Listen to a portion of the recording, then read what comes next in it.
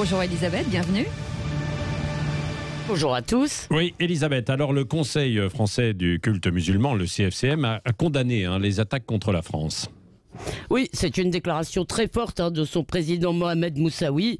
La France est un grand pays, les citoyens musulmans ne sont pas persécutés. Il envoie aux fraises les promoteurs des campagnes anti-françaises et il soutient la position d'Emmanuel Macron sur les caricatures. Mais le plus important, c'est qu'il appelle les musulmans de France à défendre l'intérêt de leur pays, la France.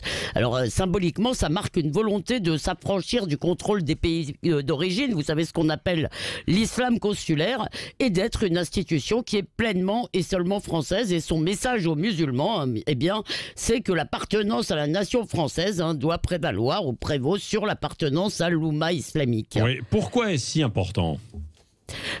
Parce qu'aujourd'hui, nos compatriotes sont convoqués et interpellés par des gouvernements étrangers, pas seulement comme croyants et pas seulement sur des questions spirituelles, mais comme ressortissants de leur pays. Les gouvernements qui surfent sur la colère anti-française s'adressent directement ou indirectement à leur diaspora en France et ça pose le problème de la double nationalité, alors surtout pour les Turcs et pour les Marocains. Les Franco-Algériens, eux, ils aiment l'Algérie, mais ils se foutent éperdument des consignes de son gouvernement, pour l'essentiel.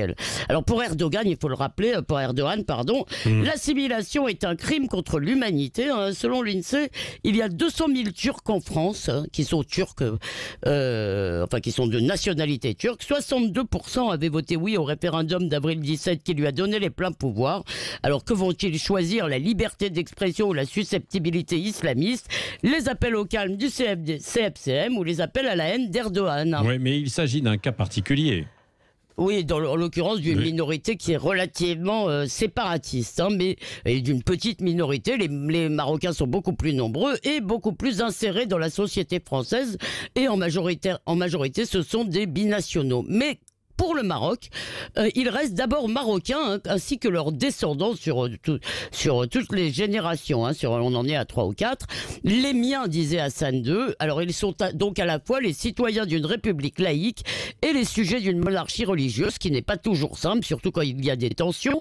Ainsi, le Maroc a condamné les violences, contrairement à la Turquie, mais il a aussi condamné les provocations injurieuses des sacralités de la religion musulmane. Alors pour un Marocain de France aujourd'hui, qui a raison, le roi ou le président? Oui, alors mais est-ce qu'il faut interdire la double nationalité ?